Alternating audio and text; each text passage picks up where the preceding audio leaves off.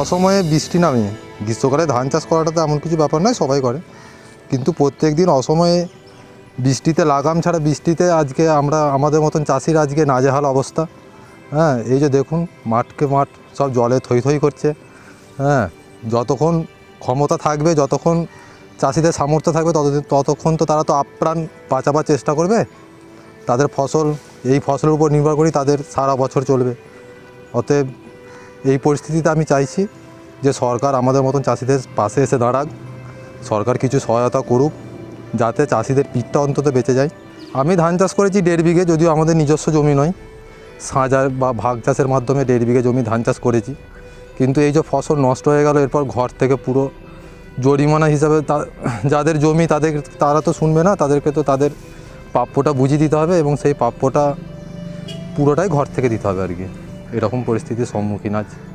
এই পরিস্থিতিতে আমরা চাইছি যে সরকার, আমাদের রাজ্য সরকার যিনি আছেন, তিনি আমাদের দিকে একটু সহায়তা করুন।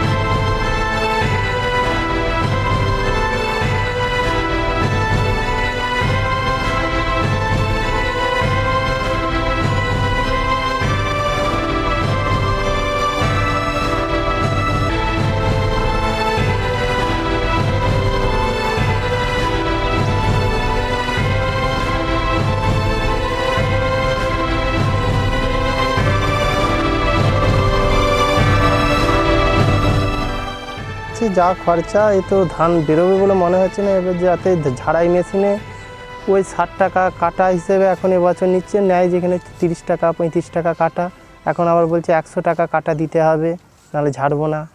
এ তো কিছুই হচ্ছে না, এ তো সবই লস।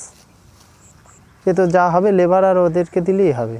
ওষুধ, এই যে সকাল থেকে দেখুন না, 3 কাটা জমি, সকাল 6টা থেকে লেগেছি, 4টে লোক এখনও পর্যন্ত 3 কাটা জমি উদ্ধার করতে পারিনি। এটা সরকার দেখুক, দেখে যদি কিছু ব্যবস্থা নেয়।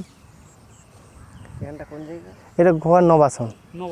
আমার এইরকম আছে, এটা একটা আর ওখানে একটা 10 কাটা উদ্ধার করে, যে ওখানে জড়ো করা রয়েছে, এটা 3.5 কাটা আর এই তো 16 কাটা।